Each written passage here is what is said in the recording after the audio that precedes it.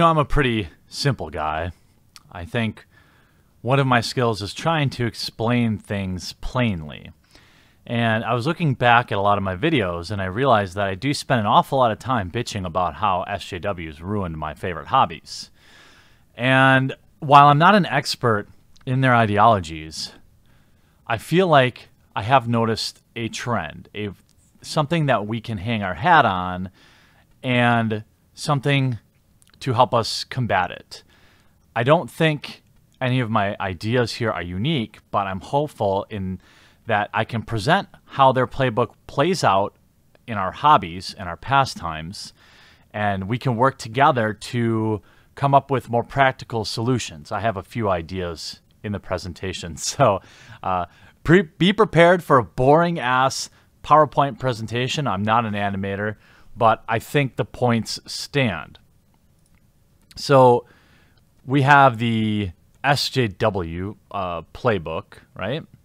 All right, so it starts with Infiltration. And based on what I saw happen in Marvel and Wizards of the Coast, Magic the Gathering, and what's happening with Warhammer in the early stages, it's pretty solid, pretty predictable methodology. They join forums, or they become staff at existing or staff at the companies, existing fan websites, or they get low-level jobs inside the company, things like interns, low-wage, entry-level jobs. The early stages generally look like language policing, small changes to wordings, things like that. The middle stages seem to be when the SJW mindset people obtain some level of power. They start moderating more heavily and even banning people. The late stages happen when they've basically co-opted things like your favorite group's Reddit or your most popular fan site. And now they have complete moderation control, and they'll start to promote other people with similar mindsets and other outlets or websites that they've already taken over. And at this point, you've already lost. Let me give you a practical example. Random SJW joins as a forum member, may or may not be an actual fan of the particular hobby. As we've seen, the vast majority of social justice warriors who come after comics or Magic the Gathering, they don't buy the product, they don't play the game very often. They may have a deck or two or a couple of comic books to prove their street cred, but they're not going down to the local game shop or local comic store and ever buying the stuff. Then they start to say things like, hey, don't call people retarded because it's ableist, or don't say fag because it's homophobic. And most people, since we're all reasonable, they'll tend to agree. Then eventually that person will kiss enough ass or will become active enough in that forum or website to become a moderator. And that's when they'll start to suck up to the admins of the website, enforcing more and more draconian rules and policing even more speech. Then that person will promote like-minded people to become moderators as well, and slowly but surely the community will become entirely under their control. Dissent is met with bans, other similarly minded websites are promoted, and before you know it, you've lost. Look at the Magic Reddit. You no longer can go in there and fight up against any of this ideology without immediately being banned. Or our comics. Like, if you don't believe me, go to the Magic TCG subreddit and go ahead and post up against, create a thread, a kind thread, saying, hey, maybe there's too much social justice in this game. You'll be banned. Or what happened to all the alpha males in the game? Or why are all the women really puritanical in art now? You will be banned. Then what you see is a mobilization stage, where they rinse and repeat the exact same methodology, but on similar websites. You end up with sites like Kotaku, Polygon, Mary Sue, stuff like that. And then they start to make demands of the company, and they'll pick at things like art being over-sexualized, they'll demand more diversity, things like that. And they'll start to stack the small changes, make demands that now seem like it's coming from the community, right? So now that they've taken over Magic Reddit, we saw in an interview the president of Wizards of the Coast saying that he gets most of his feedback about Magic the Gathering from Reddit. I mean, and who is Reddit owned by? Well, the social justice warriors. So now every time that company, somebody in the company is going to look for what the community is saying, they're going to Reddit, and all the real fans are long gone. They're either the ones that are there are being suppressed, frequently banned. Most people will just flat out leave. I would definitely spend more time in the subreddit community for my fandoms if they weren't complete social justice wastelands. The problem is these old white-haired executives at the companies, they read Reddit. A lot of them agree with their ideas anyway, but even if they didn't, they say, whoa, the top thread on Reddit is saying that the women are too sexualized. We should probably do something about that. All of our fans are saying that. Let me give you a practical example. We see this in Magic. We see this in comics. We'll see this in Warhammer. We've already seen it in Warhammer. We'll see it in your favorite hobby. Let's give the woman in X situation. Always comes up, right? Women in Magic, women in comics, women in whatever. Some woman comes forward and says, I am woman and I have been harassed. Then people in the forum or on the website get pissed because there are already so few women. And now this one's being harassed. We must do something. And then that woman will say, listen, guys, I can bring you more women if you just make these changes.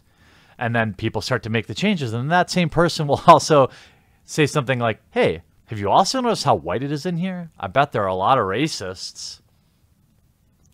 Now, if you're laughing at how absurd this is, that means you haven't been in the Magic the Gathering subreddit or the comic subreddit in the past several years. You haven't been on sites that used to cover gaming.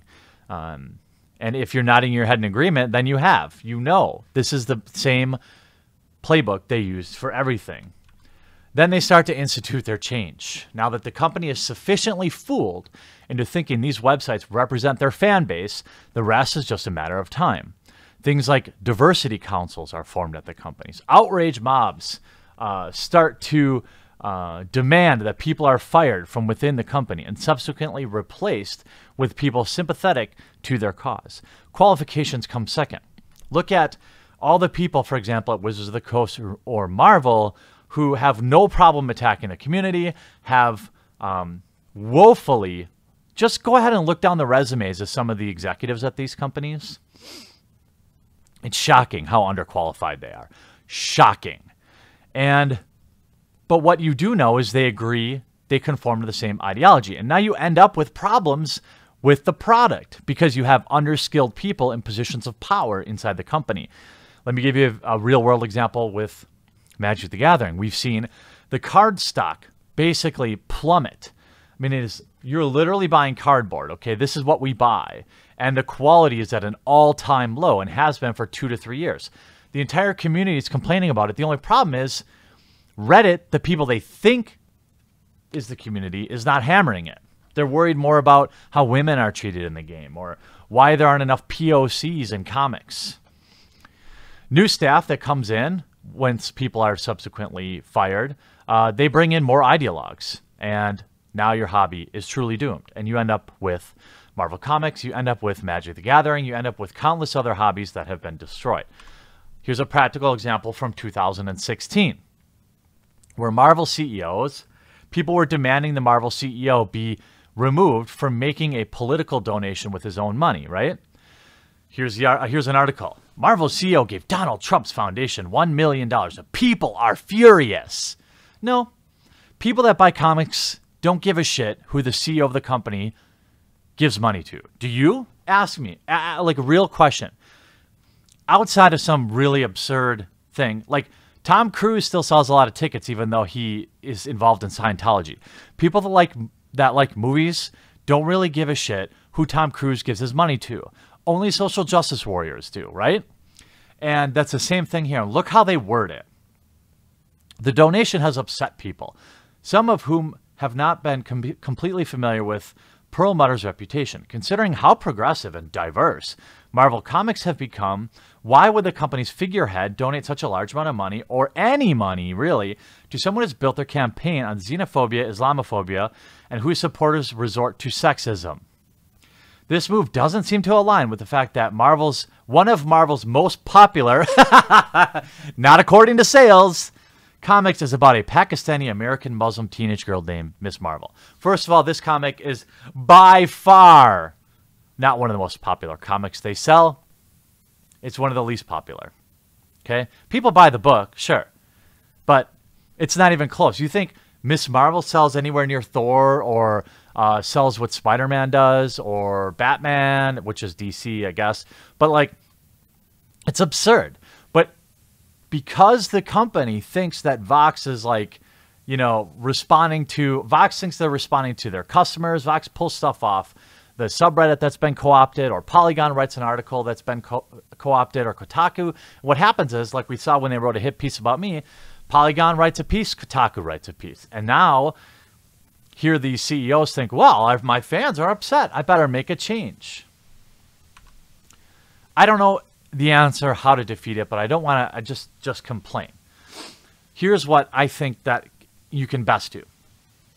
When you see this type of policing in your communities, fight against it. Challenge the idea that things need to change simply because I said so. If you love your hobby, seek out positions of power and influence on these websites or forums. Do not acquiesce to the ideology. It's important that we do not surrender these forums or websites for all of the reasons I've already listed. You need to have an aggressive front early on.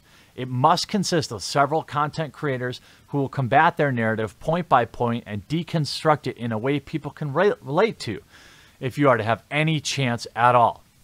And if you start to lose the fight, you're going to need to start a specific anti-SJW community or channel. This is something I have done. This channel exists. Clearly, there are fans. Guys like Diversity in Comics, right? Real fans of the hobby eventually get sick and tired of being told that they need to change. Sick and tired of seeing their favorite characters get gender bent. Sick and tired of seeing all the women get puritanical. These are not complaints real fans are making. These are complaints that are being made by fake fans. Grow your audience. Compete with these resources. You have to make these old websites a thing of the past. You have to show these companies huge followings of anti-SJW or just at least realistic websites. Look, it's okay to talk about diversity in your comic or your hobby, but you better have the facts to back it up. Don't come in and just say, we need more women in Magic.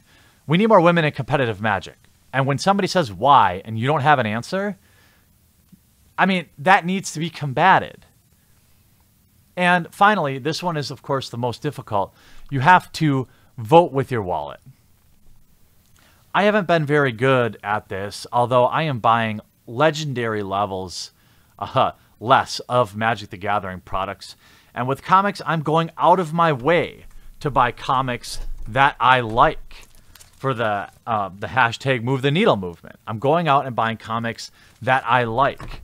And you just have to hope at some point, after years of financial suffering, they will look at what comics are getting bought and make the right decision. These companies didn't succeed out of luck. I think we actually already see some of the beginning stages of Marvel making smart decisions based on what we're buying. And this is what we're going to have to do as Magic the Gathering players. It's what you're going to have to do as Warhammer 40K players or whatever your fandom is. When you see people start to creep in, you have to fight it. You have to recognize the signs. Or you'll end up losing your hobby like a lot of comic book fans did, or a lot of Magic the Gathering fans have. And if you're okay with that, then that's cool too. There's lots of other things to do with your time. But if you want to stay and you want to fight for it, like I've chosen to, hopefully this will help you with a little bit of your planning. Thanks for watching, and I hope you enjoyed this video. If you want to be notified the next time I upload a video, make sure you subscribe and take a moment to turn on notifications. If you want to support the cause of this channel, it survives because of the amazing generosity of those that choose to back me on Maker Support. The link is in the description, and hopefully you'll consider backing today.